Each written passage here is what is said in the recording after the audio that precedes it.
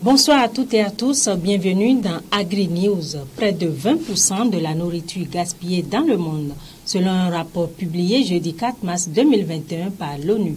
En pourcentage du total disponible pour les consommateurs, 11% est jeté au niveau des ménages, 5% de la restauration et 2% des points de vente au détail. L'Organisation des Nations Unies pour l'alimentation et l'agriculture, FAO, compile de son côté un rapport sur les pertes alimentaires mesurées au niveau de la production agricole et de la distribution. Selon ces chiffres, environ 14% des aliments produits dans le monde sont perdus avant même de parvenir sur le marché, soit un montant de 400 milliards de dollars par an, à peu près le PIB de l'Autriche. Si le gaspillage et les pertes alimentaires étaient un pays, il serait le troisième émetteur au monde de gaz à effet de serre, relève Richard Swanel. Il faut réparer le système alimentaire si on veut s'attaquer au changement climatique et une des priorités, c'est de s'occuper des déchets. Les auteurs de l'étude soulignent qu'il ne faut surtout pas qu'ils finissent en décharge où ils ne sont pas valorisés et où leur processus de décomposition émet du méthane, puissant gaz à effet de serre. Un des objectifs de développement durable de l'ONU prévoit une réduction de moitié du gaspillage alimentaire au niveau des consommateurs et du commerce de détail d'ici 2030.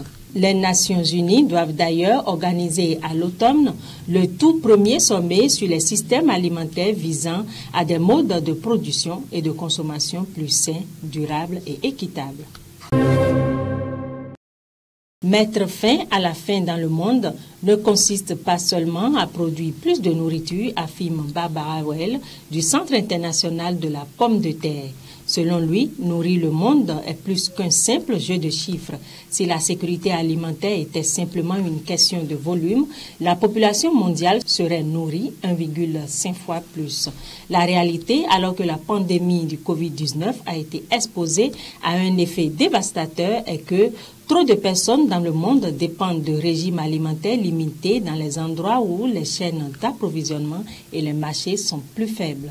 C'est pourquoi les solutions les plus prometteuses pour mettre fin à la faim dans le monde résident non seulement dans la production de plus de nourriture, mais aussi de manière plus intelligente en utilisant la science pour s'assurer que des aliments plus sains et plus nutritifs survivent pour atteindre le marché et que ces marchés atteignent le plus éloigné et vulnérable. Par exemple, dans les régions où les plus pauvres n'ont accès qu'à quelques cultures de base, les chercheurs agricoles, les ONG et les gouvernements ont une faible opportunité d'améliorer l'alimentation, la santé et les perspectives. Mais en enrichissant ces cultures avec des vitamines et des minéraux comme la patate douce à chair orange avec des niveaux supplémentaires de vitamine A, il est possible d'améliorer la qualité des régimes alimentaires sans obliger les familles à cultiver ou à acheter plus ou des aliments différents. Cela peut ensuite être complété par le développement des marchés pour de nouvelles variétés améliorées de produits de base afin de surmonter d'autres obstacles à la sécurité alimentaire tels que le stockage.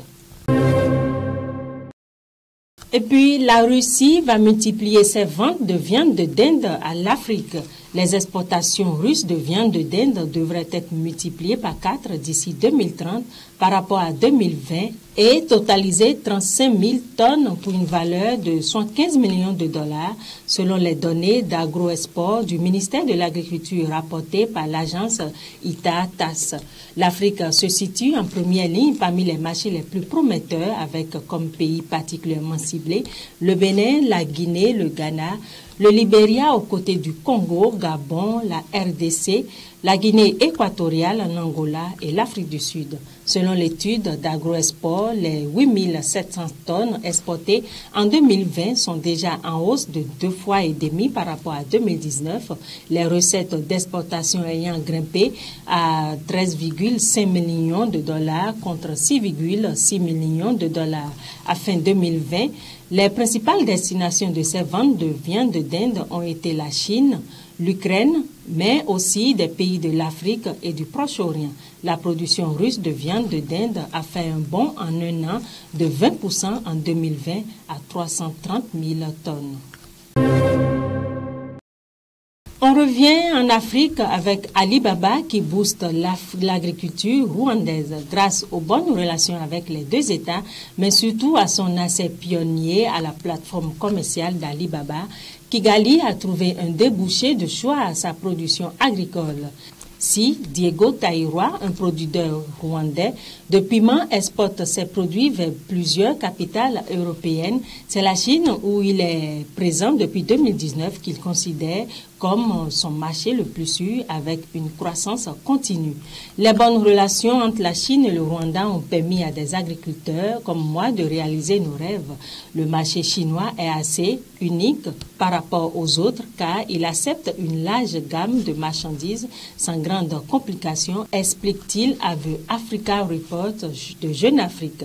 En septembre 2020, Taïroa a signé un accord d'une valeur de 100 millions de dollars avec la société chinoise GK International Entreprise pour la fourniture de 50 000 tonnes de piment par an pendant 5 ans. Cet accord lui a permis de passer d'environ 6 hectares à 160 hectares, d'employer le plus de personnel et d'investir dans des meilleurs engrais et semences. Jack Ma s'est rendu à Kigali par 2 fois en 2017 et a rencontré le président Paul Kagame pour faire avancer les perspectives d'accès au marché chinois pour les entrepreneurs rwandais et notamment les producteurs de café. Le gouvernement de Kigali a indiqué en 2020 que 1,5 tonnes de café en grains rwandais avait été vendu en quelques secondes sur la plateforme. La fédération du secteur privé organise désormais régulièrement des sessions de formation pour les exportateurs afin de s'assurer qu'ils fabriquent des produits conformes aux normes chinoises. En face, le Rwanda achète également beaucoup plus de produits chinois à mesure que les liens commerciaux se resserrent. Les importations rwandaises en provenant de la Chine sont passées de 157 millions de dollars en 2017 à 628 millions de dollars en 2019. Et pour finir, les asticots sont devenus le nouvel engouement protéique en Ouganda. C'est peut-être une idée qui fait tortiller beaucoup, mais les petits agriculteurs ougandais sont enthousiasmés par les asticots. Les chercheurs affirment que de nouvelles études ont montré que les larves de la mouche soldat noir que l'on peut trouver dans toute l'Afrique subsaharienne sont un festin riche en protéines pour les poulets, les porcs et les poissons.